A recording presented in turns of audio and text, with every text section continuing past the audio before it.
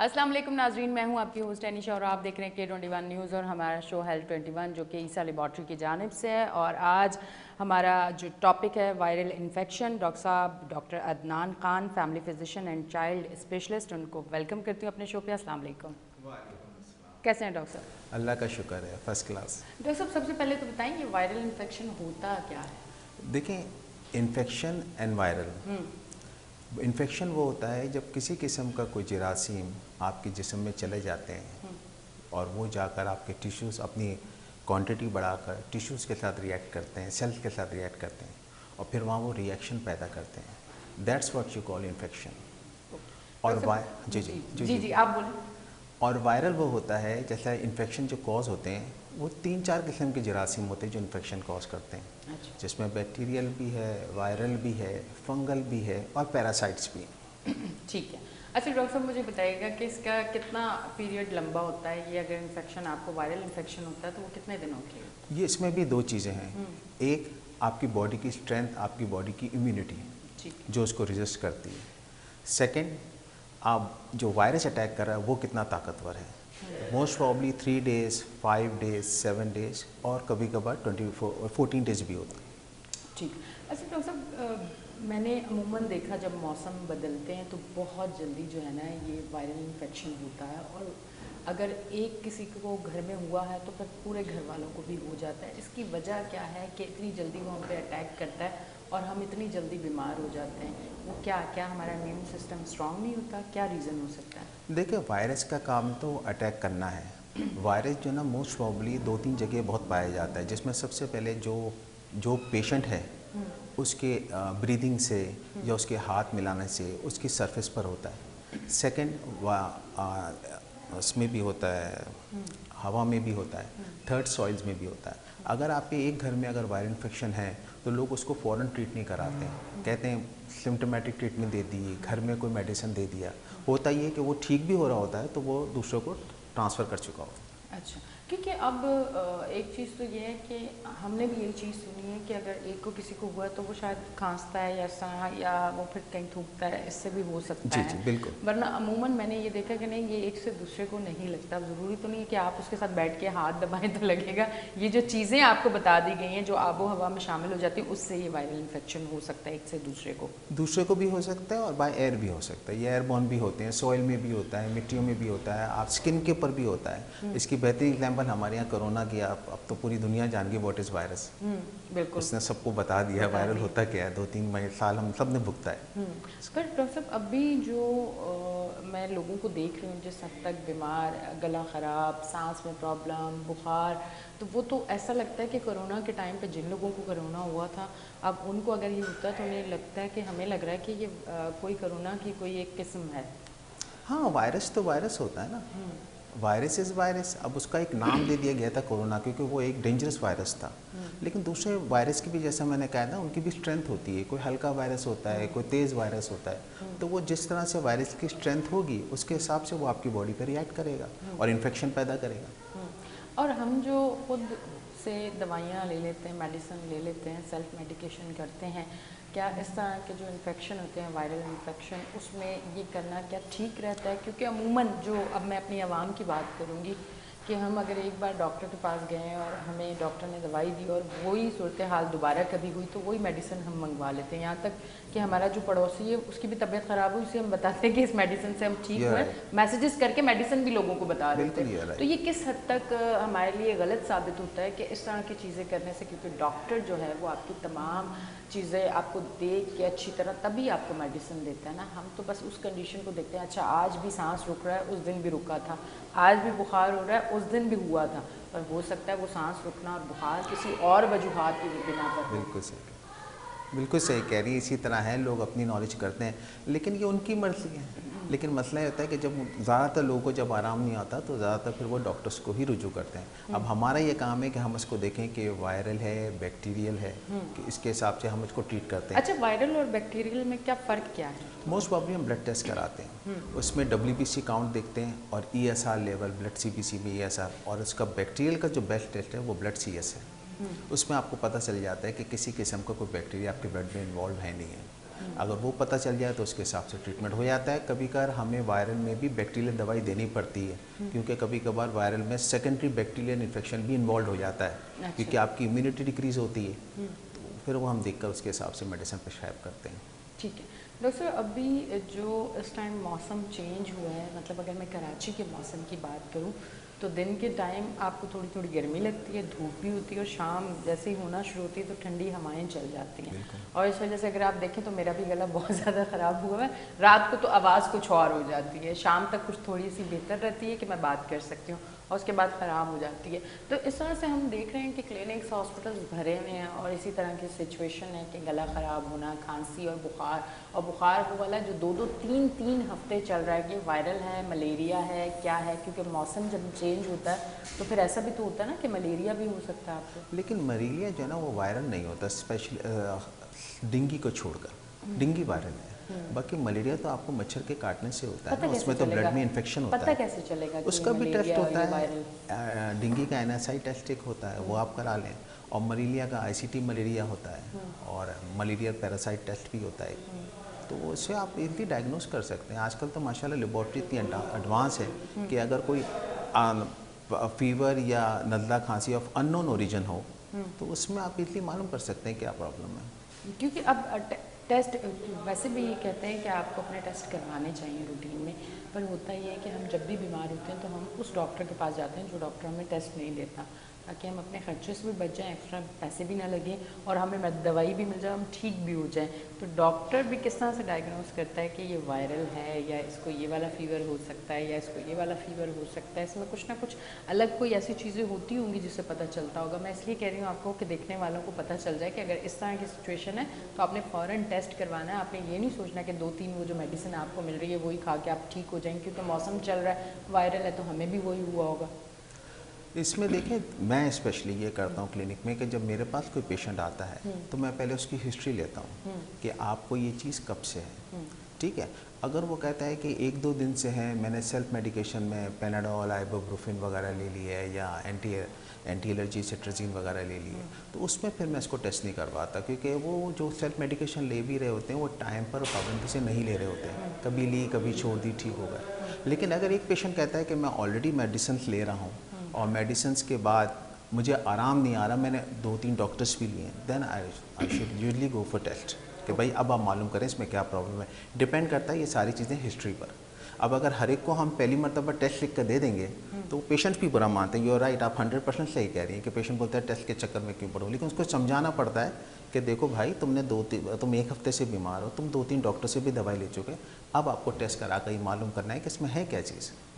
अच्छा डॉक्टर साहब, ये जो एंटीबायोटिक होती है मेडिसिन, अमूमन हम लोग ये भी खुद से ही ले लेते हैं, तो आप क्या समझते हैं कि ये इस तरह से लेना कि ना हमें ये पता होता है कि इसकी किस क्वांटिटी में लेना है, कितने दिन लेना है, ना हमें पता होता है। डॉक्टर हमें बताते हैं कि इस एज, अगर आप इस एज के हो तो आपने इस तरह से इस दवाई को लेना है, और ये सारी चीज़ें, अभी आपको इस दवाई की इस डोज़ की ज़रूरत है भी या नहीं है। तो इस तरह से चीज़ें जो होती हैं उसमें आप मुझे बताएं कि कोई भी इन्फेक्शन आपको हो, या आपको कोई भी आप बीमार हो, चाहे आपको मलेरिया, चाहे आपको टाइफाइड है, मलेरिया का एक कहते हैं कि अलग ट्रीटमेंट होता है, तो इस तरह से चीज़ें करने से फिर कौन से मामला बहुत ज़्यादा ख़राब हो जाते हैं? सबसे पहली बात है बॉडी में रेजिस्टेंस आ जाता है। अगर ये सेल्फ मेडिकेशन, और अगर आप सेल्फ से एंटीबायोटिक भी ले रहे हैं, जो कि आजकल आम है, हमारे मेडिकल स्टोर्स को ये नहीं करना चाहिए, जो मेडिकल अच्छी एंटीबायोटिक देने लगे हैं वो नहीं करना चाहिए। उससे होता है रेजिस्टेंस हो जाता है। रेजिस्टेंस ये होता है कि आपको फिर एंटीबायोटिक सूट ही नहीं करती। दूसरी बात ये कि वायरल में एंटीबायोटिक का कोई काम नहीं होता। वायरल हेल्थ, क्योंकि हमारे पास एंटी वायरल मेडिसिन इस वक्त बहुत कम अवेलेबल है, बल्कि है ही नहीं। रिसर्च कर रहे हैं लेकिन अब तक वो आई नहीं है। तो वायरल में अगर आप एंटीबायोटिक खाते हैं तो वायरल आपका इनक्रीज हो जाता है, क्योंकि एंटीबायोटिक जो है आपको वीक कर रही होती है। तो this is very important to know कि आप वायरल से कर रहे हैं या आप बैक्टीरियल सफ़र कर रहे हैं या वायरल इन्फेक्शन सफ़र कर रहे हैं। वो हमारे को तजुर्बे से भी होता है कि हम देखते हैं वायरल है, बैक्टीरियल है। जैसे मैंने आपको बताया, शुरू में हम मेडिसिन देते हैं न्यूली डायग्नोज पेशेंट्स को, नहीं आराम है then we should usually go for test, और उसमें टेस्ट में आ जाता है।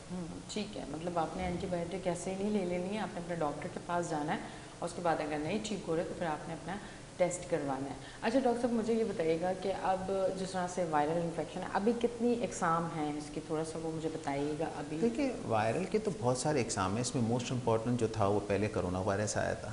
उसके अलावा मीज़ल्स है, मम्स है, रूबीला है, कॉफ है, वायरल डायरिया है, बहुत सारे वायरल। तो इट्स जस्ट लाइक बैक्टीरिया, जो बैक्टीरिया आपको कर सकता है वो वायरल भी कर सकता है। ठीक है, ओके।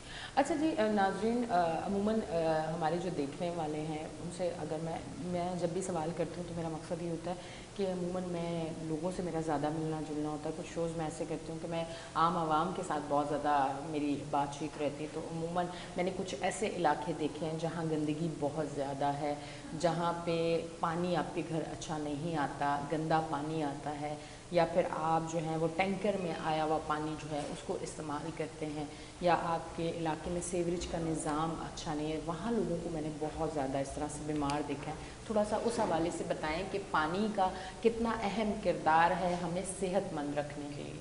देखिए सबसे पहली बात तो ये कि पानी is one of the reason जो बंदा ज़्यादातर इन्फेक्टेड होता है। अब पानी के अंदर ये है कि लोग मिनरल वाटर यूज़ करते हैं, वो मिनरल वाटर्स भी आजकल सही नहीं आ रहे हैं। जो लोग जो केन्स में लेकर जाते हैं पानी, तो मैं पेशेंट्स को ये मशवरा देता हूँ कि आप पानी को, मिनरल वाटर को आप उबाल कर पिएं। एक मतलब उसको हल्का सा उबाल लें, मतलब जो गर्म, मिनरल वाटर उसको भी उबालें, आपने उसको भी उबालना है, मतलब हल्का सा, जैसा हाँ, गर्म हो मतलब जाए। हम लोगों का होता है कि चले मिनरल वाटर आया तो हमारी तो जान बच गई, नहीं अब नहीं, तो हमारा काम खत्म हो चुका है। एक्चुअल मिनरल वाटर तो सही है ही नहीं। ये जो छोटे छोटे प्लांट लगाए हुए हैं ना, ठीक है कुछ हद तक वो काम करते हैं, लेकिन उसका भी रिजल्ट, क्योंकि फिल्टर चेंज हुए नहीं जी हुए जी हमें जी तो पता ही नहीं है। जी जी बिल्कुल सही कह रही हैं आप। वो जो जिस बर्तन में वो केन में डालते हैं वो भी स्टेरलाइज नहीं होता, वो पुराना ही आया होता है, उसमें जरासीम आए हुए होते हैं। और पानी is one of the major cause है जो ज़्यादातर इन्फेक्शन बॉडी में या कोई कॉज करता है। अब लोग जो ना ज़्यादातर पानी को तवज्जो नहीं देते हैं। लोग ये कहते हैं हमने कल छोले खाए थे, कल हमने समोसे खा लिए थे, उससे पेट ख़राब हो गया। उससे भी हो सकता है, इट्स नॉट लाइक दैट। लेकिन मसला ये कि वो ज़िंदगी भर तो समोसे और छोले खाते रहे ना, फर्स्ट टाइम तो ज़िंदगी में खाए नहीं उन लोगों ने। तो आप ये कैसा कह सकते हो कि उसी की वजह से हुआ है। तो इंसान की छोटी मोटी चीज़ें भी दें। अब लोग पान के आदी हैं, वो पान ऐसा होता है वो इतनी गंदी जगह बना रहा होता है, वहाँ मक्खियाँ भी होती हैं, दे डोंट रियलाइज़। अब वो पान पे कोई ब्लेम नहीं करता, छालिया पे कोई ब्लेम नहीं करता, सब खाने पर ही ब्लेम करते हैं। और पानी, आपने बिल्कुल अच्छा पॉइंट निकाला है कि water is one of the reason क्योंकि पानी का अगर देखा जाए तो कराची की अगर मैं बात करूं, क्योंकि और शहरों का तो इतना ज़्यादा मुझे इल्म नहीं है, और शहरों में जाके मैंने ना कभी शो किया ना कुछ। कराची में मैंने जितना देखा है तो पानी का एक बड़ा इशू है। जिन इलाकों में पानी नहीं आता है, मुझे लगता है 85% जो इलाके हैं, एरिया है कराची का, वहाँ पानी नहीं आता आपके पास। तो आप टैंकर से या छोटे छोटे जो फ़िल्टर के बनी हुई हैं वहाँ से आप पानी मंगवाते हैं और उसको इस्तेमाल करते हैं, और उसके बाद आप हर वक्त बीमारी का रोना रोते हैं। और मुझे लगता है कि वो सिर्फ ये छोटी मोटी बीमारियां नहीं, बहुत बड़ी बड़ी बीमारियां भी मैंने लोगों को देखी हैं जिन्होंने सारी ज़िंदगी अपनी सेहत का बहुत ज़्यादा ख्याल रखा है। सुबह उठ के वो वॉक भी कर रहे हैं, घर का खाना भी खा रहे हैं, वो सब्जियां भी खा रहे हैं, वो बाहर के खाने को अवॉइड भी कर रहे हैं, अपने सोने की भी रूटीन अच्छी रखी है। तो उसके बाद उनको एक टाइम पे पता चलता है कि उनको बहुत बड़ी बीमारियां हैं। अच्छा, एक चीज़ थोड़ा सा हट के मेरे टॉपिक से है, पर मैं आपसे ज़रूर बात करना चाहूँगी कि मैंने एक चीज़ अमूमन मुझे कुछ मैं बुज़ुर्ग लोगों के साथ बहुत ज़्यादा बैठती हूँ, तो वो कहते थे कि मतलब हमारे टाइम पे अगर सर में भी दर्द होता था ना तो पता चलता था आज सर में दर्द है। और आज का वो टाइम है कि आपकी किडनी एक फेल होगी तो आपको तब पता चलता है जब आखिरी स्टेज होता है। आपको कैंसर हो गया तो आपको उसके 3rd स्टेज पे पता चल रहा होता है। आप क्या समझते हैं उसका क्या रीज़न हो सकता है? क्या हम लोग जो खाना खा रहे हैं वो नाक़िस है, वो जिस तरह से मिलावट है उसके अंदर, हमारी बॉडी को एक इन चीज़ों की आदत हो चुकी है, इस वजह से हमारे अंदर अगर कोई चीज़ ख़राब हो रही हो या कोई इशू हो रहा हो या कोई मसला या कोई बीमारी बन रही हो, हमें इसलिए नहीं पता चलता कि हमारी बॉडी के अंदर जो रोज़ फूड जा रहा है, लाल मिर्च देख लें वो मिलावट, पानी देख लें पानी की क्या सूरत हाल है। उसके अलावा हम अगर फ्रेश जूस भी बाहर से लेके आते हैं तो मैं कहती हूँ वो जो फ्रूट्स आते हैं ना उसके साथ कितने मामलात होते हैं। जो फ्रूट्स आप ख़रीद के घर लाते हो उसके साथ भी बहुत सारे मामलात होते हैं, उसको इंजेक्शन लगाना, पता नहीं और क्या क्या चीज़ें करना। सब्जियों को अगर हम देखें, डॉक्टर कहते हैं सब्जियां ज़्यादा से ज़्यादा खाएं, सैलेड ज़्यादा से ज़्यादा खाएं। आप ये बताएं कि उसके अंदर जो खाद इस्तेमाल हो रही है तो वो सब्ज़ी हमारे लिए इतनी तवानाई देगी? मेरा पूछने का मकसद ये है, क्या हमारी बॉडी को इन चीज़ों की ऐसी आदत हुई होती है कि अंदर अगर कोई बीमारी बन रही है हमें उस टाइम पता चलता है कि जब वो लास्ट स्टेज तक पहुँचने वाली होती है? क्या रीज़न है, थोड़ा सा ये ज़रूर बताइएगा। अच्छा देखें, आपने खुद ही शुरू में ये बात बोली है कि मोस्ट प्रॉब्ली लोग जो हैं वो सेल्फ मेडिकेशन करते हैं। आप आज ही मेरे पास एक पेशेंट आया था, मैं भी वायरल से हटकर आपसे बात कर रहा हूँ। अच्छा। उसको बहुत तकलीफ थी और वो मुझे यही कहा जा रहा था कि मुझे गैस का मसला है, हाँ। मुझे गैस का मसला है, मेरी गैस अटक गई है। ठीक। अब मैंने जब उसको चेक किया अच्छी तरह से, मैंने कहा ये गैस का मतलब नहीं है, तुम्हें यूरिन ट्रैक्ट इन्फेक्शन हो रहा है, तुम्हारी नीचे की तरफ तकलीफ हो रही है, तुम्हें लेकिन she was not ready to accept that thing. कहती नहीं मुझे गैस का ही। और वो गैस का कब से चल रहा है? 2 हफ्ते से चल रहा है। क्या किया, ड्रिपें लगा ली, इंजेक्शंस लगा लिया, और अब वो she was not satisfied with my answer, जबकि मैं इसको सही कह रहा था। फिर मैंने उसको समझाया, मैंने कहा आपको यूरिन में बर्निंग होती है, उसने कहा बर्निंग सेंसेशन है। मैंने कहा आपको आगे की तरफ रोटेट करता है, कहेंगे हाँ बिल्कुल। मैंने कहा गैस कहाँ जाएगा भाई? मैंने कहा मोस्ट प्रॉब्ली गैस का नहीं, यूटीआई का। तो वही आप वाली बात, सेल्फ मेडिकेशन प्लस अपना खुद का एक कॉन्सेप्ट रखना। वही मोहल्ले वाले से ऐसा आपने कहा पूछ कर मेडिसिन बता रहे हैं सब, वो सब अब जब हम डायग्नोस करते हैं, अब क्या है कि उस लेडीज़ को 2 हफ्ते हो गए थे। अब वो अंदर क्या पल रहा है, क्या हो रहा है, शी वॉज थिंकिंग कि she is suffering from gas. तो वही ये भी चीज़ पे जो ना, जब प्रोलॉन्ग आप कर लेते हैं तो प्रोलॉन्ग करने के बाद वो फिर एंड स्टेज में पता चलता है कि ये चीज़ है। ये तो मैंने आपको एग्जांपल दी, ऐसे बहुत सारे लोग हैं। डायग्नोसिस बहुत देर से होती है, बहुत देर से होती है। उसका रीज़न शायद ये है कि हम खुद डॉक्टर है ना, हम खुद समझ जाते हैं कि अच्छा अगर यहाँ दिल पे हल्का सा दर्द हुआ तो ये भी गैस का मसला है, मैदे में अगर दर्द हुआ तो कल रात को मैंने ऑयल बहुत खा लिया था इसलिए एसिडिटी हुई। You are right, 100% right. हाँ, तो दांत में दर्द है तो उसका भी कोई रीज़न होगा, बीफ खा लिया इसलिए हम लोगों को जो है ना कोलेस्ट्रॉल बढ़ा हुआ है, दांतों में दर्द है। तो ये बहुत सारी वजूहत हैं, हमने इस कॉन्सेप्ट को ख़त्म करना है, इसलिए अवेयरनेस देने के लिए ये शो है। डॉक्टर साहब मुझे ये बताइएगा, कोई भी इन्फेक्शन हो, वायरल हो, कोई भी बीमारी हो, वो कुछ लोगों पे बहुत ज़्यादा हावी हो जाती है और उनको इतना लागर कर देती है कि उनमें बर्दाश्त ही रहता है कि वो उस बीमारी के साथ लड़ें। अब वायरल इन्फेक्शन की अगर बात करें तो मेरे हाल से ये हर दूसरे बंदे को होता है और ये नॉर्मल चीज़ है, मुझे भी बहुत बार होता है, पर अल्हम्दुलिल्लाह ऐसा नहीं होता कि मैं उठ बैठ भी ना सकूँ, मैं अपनी जॉब पे भी ना जा सकूँ, नॉर्मल होती हूँ, इतना ज़्यादा नहीं होता। पर कुछ लोगों को मैंने देखा है कि उनकी सूरत हाल बहुत ज़्यादा ख़राब हो जाती है। उसका क्या रीज़न है कि कोई भी इस तरह का इन्फेक्शन जो है वो उन पे बहुत ज़्यादा हावी हो जाता है कुछ लोगों पे? The main thing is your immunity, the main thing is your body strength and your immunity. अगर आपकी इम्यूनिटी स्ट्रॉन्ग है तो आप बैक्टीरिया वायरस से लड़ लेते हैं, और आपकी अगर इम्यूनिटी डिक्रीज़ है, आपकी स्ट्रेंथ, क़ुव्वत मुदाखलत जिसको बोलते हैं, अगर वो कम है तो फिर ये बीमारी आप पे हावी रहती है। प्लस जब आप प्रोलॉन्ग उसको ले जाते हो, मेडिसिन नहीं ले रहे हो, सिम्टोमेटिक ट्रीटमेंट नहीं कर रहे हो, घर में पैरासीटामोल खा ली, वो आपके अंदर और गहरी होती चली जाती है।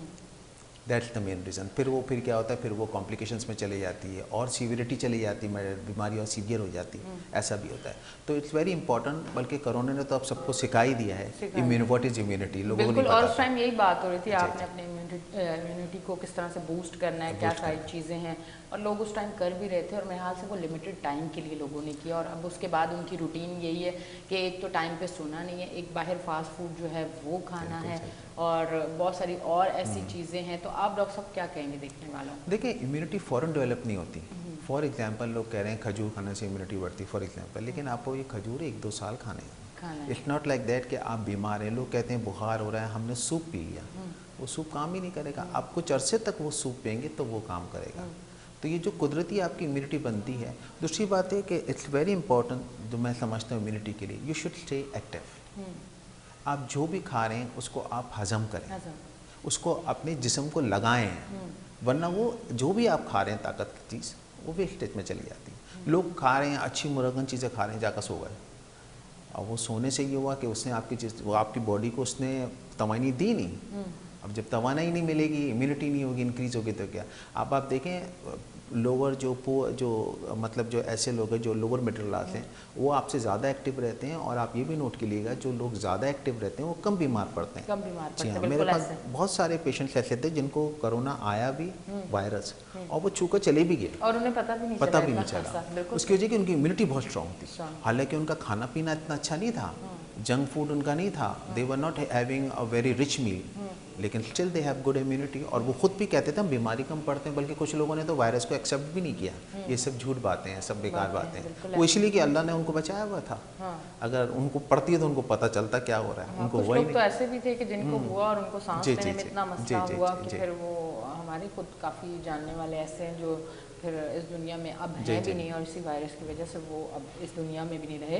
अच्छा डॉक्टर साहब, मुझे अब ये बताइएगा सबसे पहले कि वायरल इन्फेक्शन अगर हो जाता है तो उसका ट्रीटमेंट किस तरह से लेना है अगर आप अपने डॉक्टर के पास जाते हैं? क्योंकि देखिए अब जिस जगह हम हैं और जिस टाइम से हम गुजर रहे हैं, मेरे हाल से किसी से छुपा हुआ नहीं है, और इसको बोलने में मुझे लगता है ये बहुत हकीकत है कि हम जिस इलाके में रह रहे होते हैं तो उस इलाके की गली के कोने पे एक डॉक्टर होता है, और हमें पता भी नहीं होता कि वो डॉक्टर है कि नहीं। उसने एक छोटी सी जगह पे एक क्लिनिक बनाई हुई होती है और वो आपको ट्रीटमेंट दे रहा होता है। बाज़ दफ़ा ऐसा भी होता है कि कुछ ट्रीटमेंट आपके इतने गलत हो जाते हैं कि उसके बाद आपको हॉस्पिटल जाना पड़ता है, और बाज़ दफ़ा तो ऐसा भी हुआ कि कुछ इंजेक्शन के बाद जो रिज़ल्ट आया, मेरे हाल से सोशल मीडिया पर सारी चीज़ें बहुत खुलेआम हैं।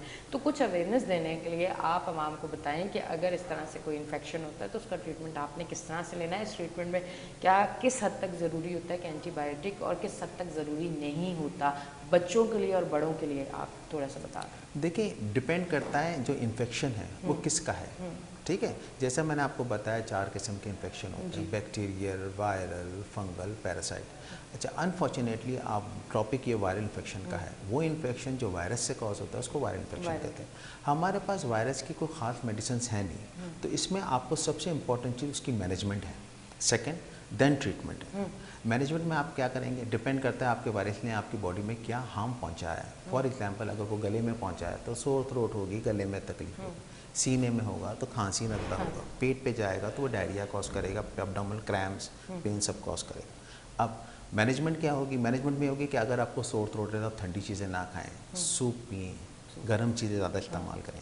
अगर वही वायरस आपके पेट में जाकर वायरल डायरिया कॉज कर रहा है तो उसमें आप नरम ग़िज़ा खाएं, खिचड़ी, चावल, केला, ठीक है। उसको रेस्ट दें पेट को, ताकि उसको आपकी इम्यूनिटी बढ़े और वो खुद ही वायरस को मारे। अब आ जाएं इसके ट्रीटमेंट पर। ट्रीटमेंट में ये है कि आपको symptomatic treatment is very important, जो लोग नहीं लेते। बुखार है तो पैरासीटामॉल, आइबुप्रोफेन लें, ठीक है। और नेप्रोक्सन सोडियम भी कुछ लोग रिकमेंड करते हैं, लेकिन वो ज़रा हाई उसकी चली जाती है। उसके बाद फिर अगर आपको नज़ला खांसी साथ हो रहा है तो आप उसके साथ एंटी एलर्जी लें, सिट्राजीन, लेवोसिट्राजीन आई है, फेक्सोफेनेडिन आई है, बहुत सारी है मेडिसिन। और इसी तरह अगर डायरिया है तो आपको एंटी डायरियल मेडिसिन लेनी है, लेलोप्रोमाइड, अमोडियम, लोमेटिल वगैरह बहुत सारी। तो ये symptomatic treatment plus management plus आपकी इम्यूनिटी, जिससे ये तीनों कॉम्बिनेशन मिलकर वायरल को भगाती है। और वायरल की जैसे मैंने आपको बताया हमारी मेडिसिन, हाँ, लेकिन अगर वायरल में बैक्टीरिया इन्वॉल्व हो चुका है, जो कि आपने टेस्ट से मालूम किया, this what we call secondary bacterial infection after viral infection, तो उसमें फिर आपको एंटीबायोटिक मत लेनी पड़ती है, क्योंकि वो फिर एंटीबायोटिक के बगैर नहीं जाता। लेकिन ये आप सीवियरिटी पे देखते हैं, पेशेंट को पहले आप सिम्टोमेटिक ट्रीटमेंट वायरल में देते हैं, देखते हैं उसको आराम नहीं आ रहा और कंडीशन वर्स्ट हो रही है, देन वी शुड गो। पहले फिर हम इसको एडवाइस करते हैं भाई टेस्ट करा लो। अगर वो टेस्ट पे राज़ी नहीं हो रहा तो फिर हमको नॉर्मल एंटीबायोटिक स्टार्ट करनी पड़ती है लोअर डोज से, ठीक है। लेकिन मोस्ट प्रॉब्ली पेशेंट को अगर आप काउंसलिंग करें, उसको समझाएं, तो पेशेंट आजकल समझदार हैं, करा लेते हैं। सर इतना नहीं करा सकते, थोड़ा सा करा दें। सीबीसी अगर आप बेसिक टेस्ट करा लेंगे, सीबीसी चलें, आप ब्लड सीएस ना कराएं, अगर आप सीबीसी एसआर कराएंगे उसमें भी आपको डब्ल्यू से वाइट ब्लड सेल्स वगैरह से आइडिया हो जाता है कि इसको क्या कौन सा इन्फेक्शन चल रहा है। That's the basic test. Doctor साहब बहुत बहुत शुक्रिया। You most welcome, always. आपका भी शुक्रिया कि आपने मुझे बुलाया और मुझे मौका दिया कि मैं बात कर सकूं। थैंक यू जी। नाज़रीन, आप देख रहे हैं हमारा शो हेल्थ 21, जो कि ईसा लेबॉर्ट्री की जानिब से। यकीनन आज का शो भी आपको अच्छा लगा होगा। अपनी होस्ट एनिशा को दें इजाज़त, फिर मिलेंगे। अल्लाह हाफ़िज़।